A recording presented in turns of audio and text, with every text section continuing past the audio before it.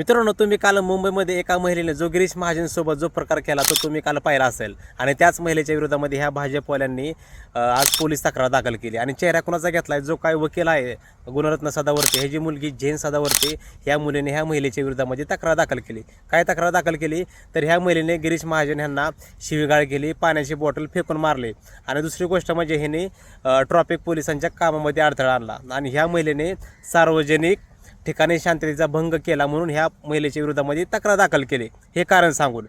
म्हणजे तुम्ही एकीकडे देशामध्ये महिलांना 33% आरक्षण देण्याच्या गोष्टी करता आणि तुम्ही महिलांना बदनाम करून जर तुमच्या विरोधामध्ये जर कोण बोलत असेल, तुमची जागा दाखवून देत असेल कोण, तर तुम्ही त्याच्या विरोधामध्ये लगेच तक्रार दाखल करता.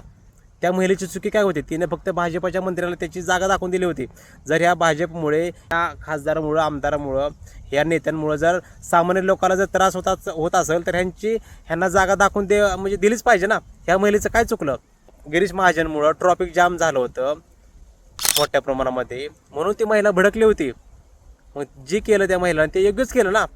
आणि त्याच महिलेला आज मोठ्या प्रमाणामध्ये हे भाजपाचे अंधभक्त, हे भाजपाचे IT सेलवाले हे तिला वेगवेगळ्या प्रकारे बदनाम करतात सोशल मीडियावर.